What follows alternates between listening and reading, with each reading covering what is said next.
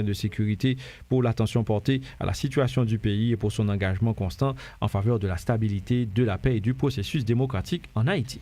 La communauté des Caraïbes, CARICOM, prend note avec grand intérêt et anticipation du récent dépôt d'un projet de résolution du Conseil de sécurité des Nations Unies par les détenteurs du stylo, les États-Unis et le Panama, concernant une assistance sécuritaire supplémentaire demandée par Haïti et recommandée par le secrétaire général de l'ONU. Cette initiative intervient à un moment critique dans la dégradation continue de la situation sécuritaire et humanitaire en Haïti, marquée par une recrudescence des assassinats, des enlèvements, des violences basées sur le genre, la perte de territoire et le déplacement massif de personnes aux mains des gangs armés. Poursuivant son plaidoyer international en faveur d'Haïti, un de ses membres, la communauté des Caraïbes, appelle les membres du Conseil de sécurité des Nations Unies, en particulier les membres permanents, à prendre en considération les conditions désespérées et précaires dans lesquelles se trouve le peuple et le pays d'Haïti. Et pour quelques commentaires, Stanley, nous avons avec nous l'ancien diplomate Pierre-Antoine Louis. Pierre-Antoine, bonjour, bienvenue sur Métropole. Bonjour Wendell, bonjour tout le monde, c'est toujours un plaisir. Haïti soutient avec fermeté la résolution qui vise donc à transformer la mission qui est actuellement déployée en Haïti en une force de répression des gangs qui pourrait en quelque sorte garantir la sécurité nationale et régionale. Vous êtes optimiste par rapport à cette annonce ou encore par rapport aux informations qui font état d'éventuels ou le probable déploiement de cette force qui viserait justement à réprimer les gangs, Pierre-Antoine Louis?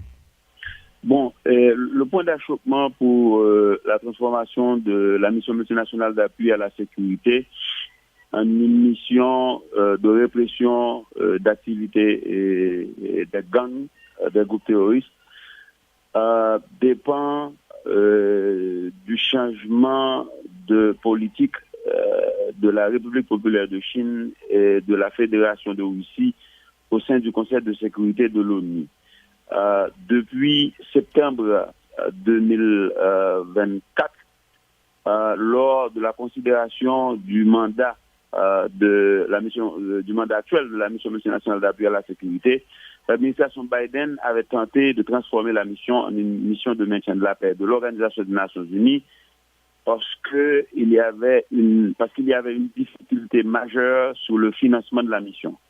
Cette difficulté demeure, c'est pourquoi avant son départ en janvier dernier, l'administration Biden avait tenté encore une fois de transformer la mission en une mission de maintien de la paix. Et une fois de plus, la Russie et la Chine avaient exprimé leur refus catégorique de transformer cette mission, disant que la mission n'avait même pas encore été déployée entièrement et pourquoi on envisageait de la transformer. Et bien entendu, la mission ne fut pas déployée même à hauteur de 50% sur un effectif de 2500, moins de 1000 agents de la mission ont été déployés. Donc voilà, c'est ça la situation. Maintenant, si cette considération majeure dans les jours qui suivent demeure entière, c'est-à-dire s'il n'y a pas eu un changement de comportement, de politique relatif à la situation en Haïti de la part de la République populaire de Chine et de la Russie, moyennant s'ils ne veulent pas approuver la résolution, de s'abstenir, comme la Russie et la Chine l'avaient fait en octobre 2023, quand le Conseil de sécurité avait adopté la résolution 2699 mettant en place la mission multinationale d'appui à la sécurité. Donc cette mission n'aura aucune possibilité de voir le jour. Donc c'est cela qui change. Maintenant, la position d'Haïti est normale, elle est logique. C'est Haïti qui, en octobre plutôt 2022, en début d'octobre 2022, par une résolution du Conseil des ministres, pendant l'administration d'Ariel Henry, avait sollicité un appui international en matière de lutte contre la gangstérisation en Haïti. Donc, ce serait aberrant qu'Haïti change de position. Maintenant, ce qui pose problème, c'est le fait que les dirigeants haïtiens semblent ne pas comprendre qu'aucune mission étrangère sur le sol haïtien quels que soient les moyens qui lui sont dotés, financiers ou en équipement logistique, tout ce que vous voulez, ne peut réussir moyennant pour Haïti d'avoir une stratégie de lutte contre l'insécurité, une amélioration de sa gouvernance politique. C'est ça qui manque. Quand les étrangers arriveront en Haïti, même avec un mandat qui leur donne l'autonomie de fonctionner, indépendamment des forces de sécurité haïtiennes, ces étrangers dépendront de la connaissance du terrain des Haïtiens.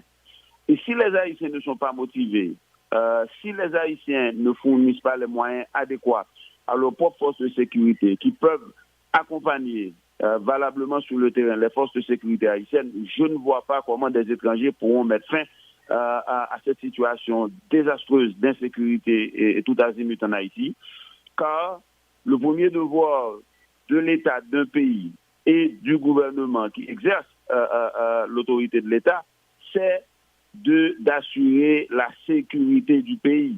Aucune force étrangère, quels que soient les moyens qui lui sont dotés, ne peut venir à bout des terroristes qui sèment la pagaille en Haïti.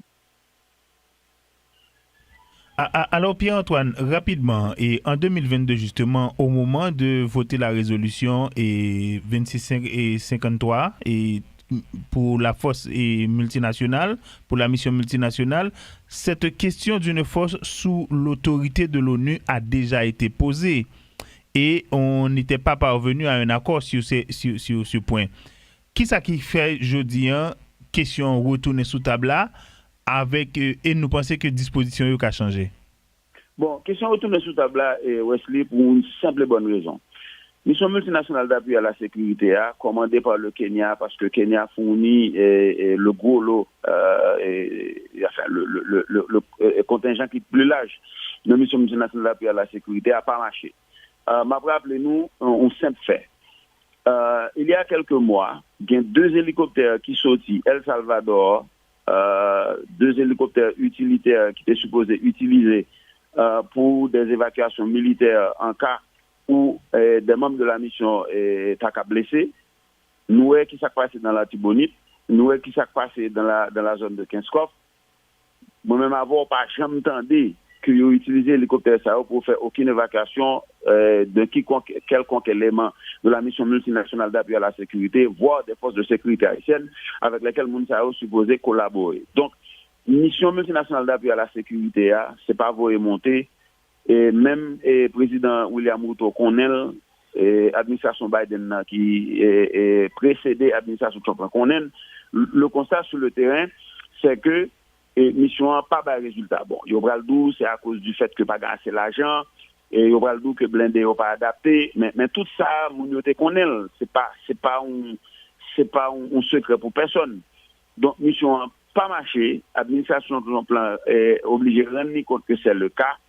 Et puis, Haïti situé à 700 000 nautiques des côtes de la Floride. Les États-Unis pas qu'à continuer à accepter que au pays, côté État totalement failli, côté les crimes transnationaux est capable de passer sans problème en Haïti, même au niveau national de sécurité publique, les autorités haïtiennes, malgré les efforts que la police nationale et les forces armées d'Haïti a fait, il n'y a pas de résultat.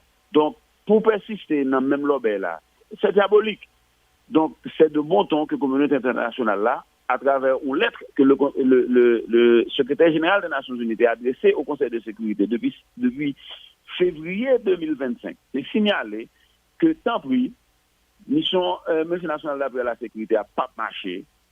On regarde qui sont nous capables de jouer nos formules, si nous pas transformer mission, mais côté l'ONU pour avoir un bureau logistique en Haïti, d'appui logistique en Haïti, qui peut permettre mission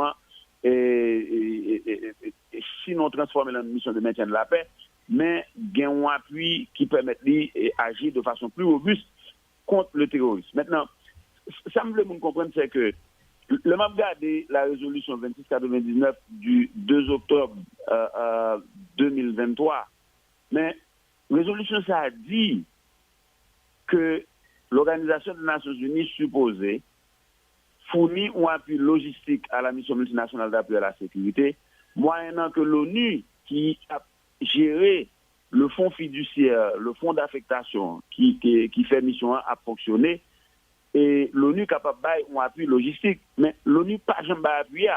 Donc, moi, j'en suis surpris que le secrétaire général a demandé pour établir un bureau. Donc, c'est une confusion totale. Et ça me dit que, puis, Haïtien mettait dans la tête que, on dit la Russie et la Chine, soit voter pour transformation de mission en mission de lutte contre le terrorisme, ou bien ils ont abstenu, donc ils quittent une mission avancée. C'est pas ça qui parle de résultat. Problème fondamental là, nonobstant sortant des premiers ministres d'hier là, c'est absence de leadership au niveau haïtien. Et ça, pas d'étranger capable de résoudre lui. Oui, et si la Chine et la Russie persistaient dans la position Yoa, l'a démontré tout que le Conseil de sécurité des Nations Unies n'a un problème aussi crucial avec des conséquences humanitaires gravissimes qui passent en Haïti, tellement gangréné par des considérations géopolitiques entre la Russie, la Chine et les États-Unis, que ils sont pas capables d'aider qui vient ou capable d'aider Haïti. Oh, on l'autre problème encore, la Chine gagne avec Haïti. Ils pas deal, mais son problème lié. La Chine et Haïti ont une relation avec la République de Chine, Taïwan. La République populaire de Chine, deuxième économie mondiale, pas d'accord avec ça. Ils n'ont pas dit, mais il y a tant que Haïti font un geste pour Haïti dit, entamer aux négociations pour quitter Taïwan, et je pense que Haïti doit faire ça. Je n'ai pas de problème avec Taïwan, mais je pense que Haïti doit faire ça. C'est dans l'intérêt d'Haïti que Haïti commence à discuter avec la Chine au niveau politique, au niveau de ça, Haïti est capable de joindre dans la Chine, une formule pour Haïti quitter les relations diplomatiques avec Taïwan pour aller avec la Chine. Chinois n'ont pas dit ça, mais le problème, ça existe tout. Merci beaucoup, Pierre-Antoine Louis. Passons bonne journée avec nous. Bonne journée.